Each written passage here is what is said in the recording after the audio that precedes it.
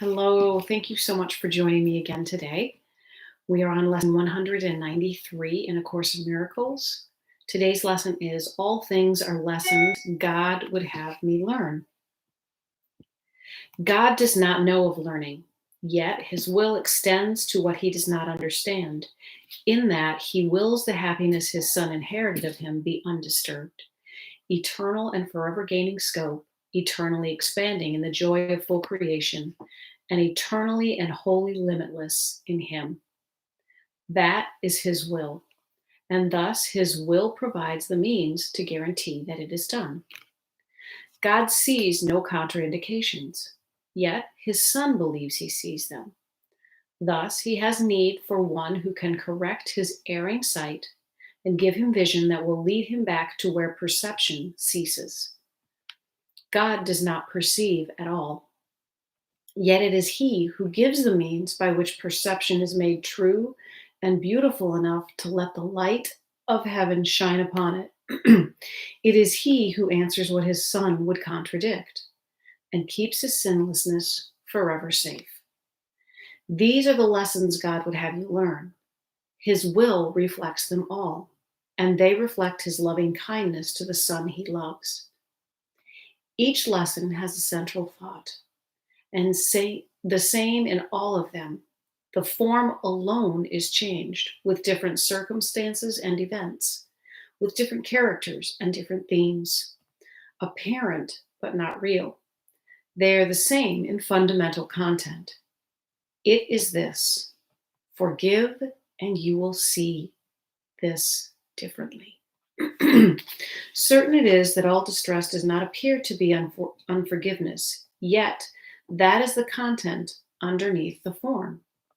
It is this sameness which makes learning sure, because the lesson is so simple that it cannot be rejected in the end. No one can hide forever from a truth so very obvious that it appears in countless forms, and yet is recognized as easily in all of them if one but wants to see the simple lesson there. Excuse me. Forgive, and you will see this differently. These are the words the Holy Spirit speaks in all your tribulations, all your pain, all suffering, regardless of its form. These are the words with which temptation ends and guilt, abandoned, is revered no more. These are the words which end the dream of sin and rid the mind of fear. These are the words by which salvation comes to all the world. Shall we not learn to say these words when we are tempted to believe that pain is real and death becomes our choice instead of life? Shall we not learn to say these words when we have understood their power to release all minds from bondage? These are words which give you power over all events that seem to have been given power over you. You see them rightly when you hold these words in full awareness, and do not forget these words apply to everything you see or any brother looks upon as amiss. How can you tell when you're seeing wrong, or someone else is failing to perceive the lesson he should learn? Does pain seem real in the perception? If it does, be sure the lesson is not learned, and there remains an unforgiveness hiding in the mind that sees the pain through eyes the mind directs. God would not have you suffer thus. He would help you forgive yourself. His Son does not remember who he is, and God would have him forget his love and all the gifts his love brings with it. Would you now renounce your own salvation? Would you fail to learn the simple lessons heaven's teachers set before you, that all pain may disappear and God may be remembered by his Son? All these lessons, all things are lessons God would have you learn. He would not leave an unforgiving thought without correction, nor one thorn or nail to hurt his holy Son in any way. He would ensure his holy rest remain untroubled and serene, without a care, in an eternal home which cares for him. And he would have all tears be wiped away, with none remaining yet unshed, and none but waiting their appointed time to fall. For God has willed that laughter should replace each one, and that his Son be free again. We will attempt today to overcome 1,000 seeming obstacles to peace in just one day. Let mercy come to you more quickly. Do not try to hold it off another day, another minute, or another instant. Time was made for this. Use it today for what its purpose is.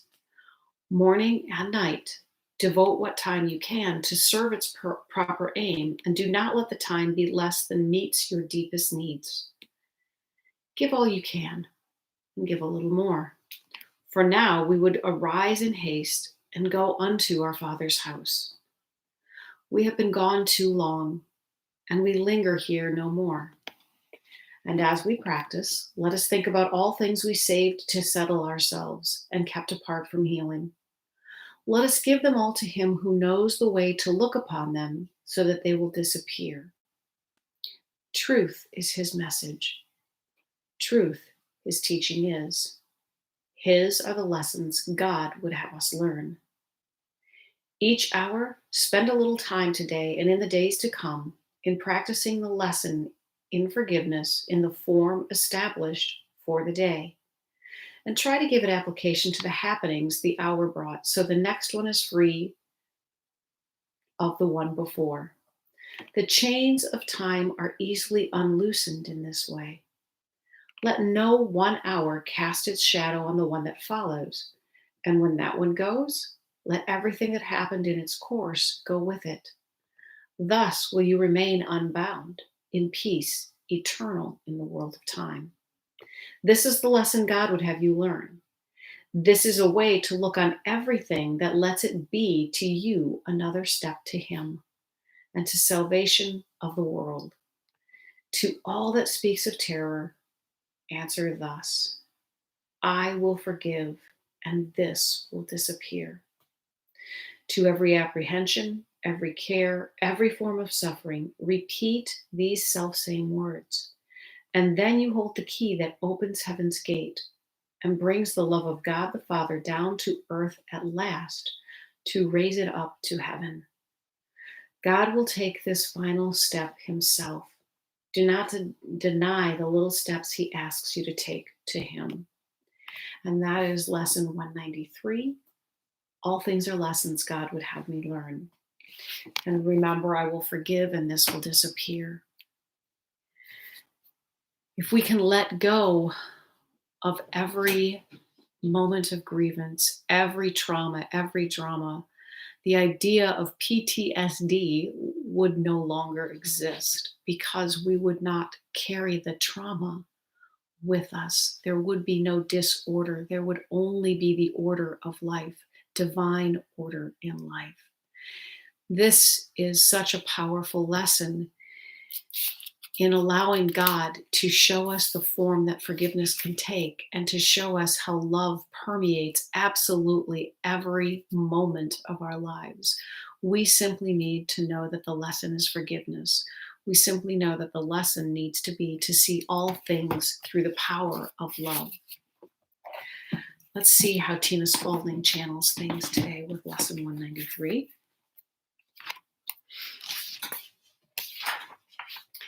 You are blessed beings indeed. I am that one that you know as Jesus. It is simple, is it not? Just forgive whatever upsets you, and your pain and suffering leaves you. It is the truth. Every time you encounter a negative emotion, you see that you are judging something, yourself, another person, a situation, a country, or a political leader. You see that you hold yourself or others to be sinners, or there is something happening that should not happen. If it's happening, then it's meant to happen. That is your lesson today. If something happens, then it does for a reason. It is happening to show you something. It might be happening to show you the unforgiveness of your society. It might be happening to show you your quick temper. It might be happening to show you that you cannot save somebody else. You must save you first. Everything is designed to show you something you need to see. Forgiveness is part of your work so that you get the lesson. If you are in a resistant, a judgmental, or an unforgiving state of mind, then you will not see it as a lesson. So you will not learn the lesson. That means you have your hands up. You have an energetic wall. You say, it is wrong. This thing that is happening is wrong. We want you to say, this thing is happening to show me something. Let me examine the lesson. Let me forgive so that I can be open enough to interpret this situation correctly. You might see others behave in a way you deem cruel. When you forgive, you realize you do not know their motivations. You do not know their history. You do not know what their purpose is. You do not know what assignment they have been given in this incarnation. You are not qualified to judge others because you do not know anything. But you do not get that lesson until you forgive. As long as you stand in self righteous judgment of others, the ego tells you it knows these people should do those things. But if those people do those things, then they are using God given free will. They will have their own experiences to learn from, and it is really none of your business. Unless there is something right in front of you that requires your attention, action, or intervention, then it is not your business. If a child runs out into traffic in front of you, your instinct will be to stop it, and that is okay. We are not saying that you should not participate in life in an intelligent and loving way. What we are saying is that it is your business if it is right in front of you. When it involves people in your house, a thought in your mind, or a coworker sitting at the desk next to you, then it affects you. Still, any suffering you have because of these people dissipates when you forgive them and say, I don't know why they're doing what they're doing. All I know is that if I judge, I suffer, and that does not help anything. Perhaps I can add love to the mix instead of judgment. Forgiveness is the next step before love. You must forgive first before you can love in response to a call for love. That is what any sin or bad behavior is. It is a call for love, not a call for more separation. Think about this. When people behave badly, that means they are confused. It means they have lost their way, and that does not mean you berate, attack, or punish them. It means that you love them. Offer them a helping hand, even if it is a mental prayer, because you cannot help them physically. Let me reread that statement. Offer them a helping hand, even if it is a mental prayer, because you cannot help them physically. Help others mentally and emotionally by sending them love and asking that they receive the correct guidance in their lives. It's just as you ask for yourself. Please show me the correct way to live my life so that I may be of assistance rather than a hindrance to my brothers and sisters. I am that one that you know as Jesus, and we will speak to you tomorrow. If all of us lived in that way, we would heal the world. But so many of us feel that we must become judgmental by something or for something that has no bearing in our world. It is not impacting us. And when we carry the anger, the aggression, the judgment for things that are outside of our world, we add the anger, the attacking, the judgmental energy to that mix. And rather than creating healing, we are in fact supporting the separation. If we want to help heal the world, always the answer is love. When I hear a siren go by, I often will intend love and light. I will pray for love and light in that situation, whether I know what's going on or not. Just hearing the siren will send love and light and ask that all are taken care of. When you see the news, when you watch things that are happening that are outside of your scope, send love and light. Send healing and forgiveness. Don't join into the ire, the attack, and the judgmental nature of things. That will only create more separation. If you can watch the occurrences of the world, nothing is solved by attack and defend. It only heightens the situation and only perpetuates the problem. Love matters. Love for all things matters.